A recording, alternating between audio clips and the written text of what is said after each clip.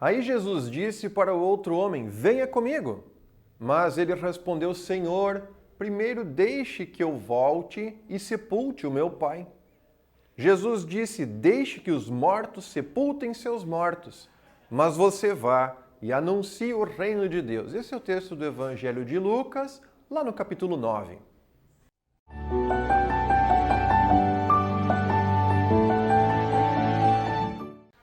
Olá, tudo bem com você?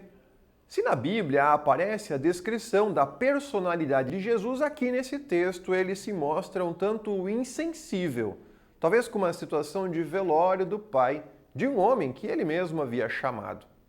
Ele diz no texto, e parecem palavras bastante duras, deixe que os mortos sepultem os seus mortos. Parece bem forte. Para seguir Jesus, então, é necessário deixar de lado a nossa maior dor, o luto pela despedida de um ente querido, e ignorar tudo isso? Será que isso não pode ser visto como uma falta de empatia, talvez falta de respeito pela memória das pessoas ou até com aquele que foi chamado para seguir Jesus e então agora não pode cumprir os seus compromissos importantes?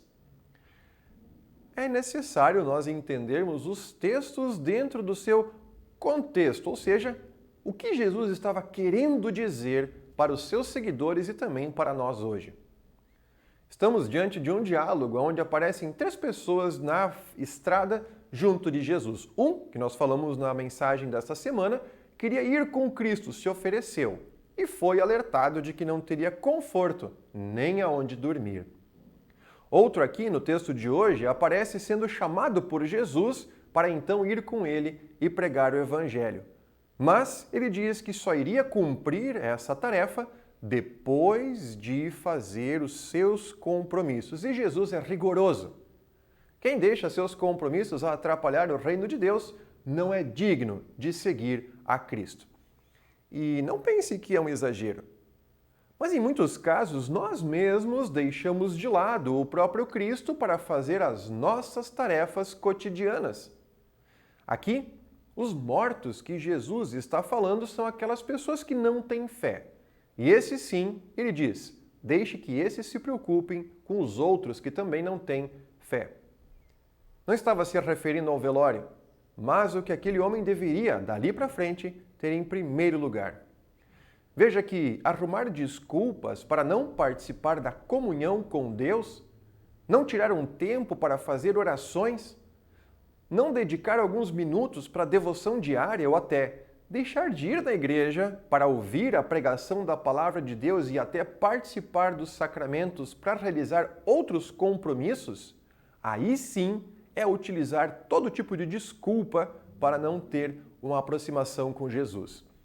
Lembrem que Jesus conhecia, sim, o coração daquelas pessoas que estavam ali perto dele. E eles, sim, estavam sendo desafiados a olhar para o próprio coração e com honestidade. Quer mesmo seguir Jesus?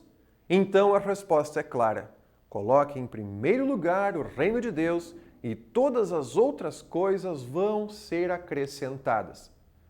Pense nas justificativas que você tem utilizado para não estar em comunhão com Deus e todos os motivos pelos quais a sua vida espiritual tem sido deixada de lado em alguns momentos.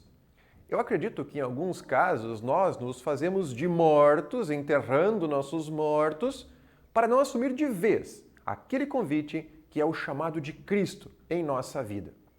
Nós não precisamos abandonar nossas tarefas, é claro que não, mas colocar Jesus em destaque, a fim de que ele seja a base forte de todo o resto da nossa vida. Bem entendido, esse texto é um convite sem igual, feito pelo nosso Salvador, para uma vida ao seu lado com o resultado eterno, a vida plena na glória ao seu lado. Fiquem bem, aceitem o convite de Cristo e nos vemos na próxima.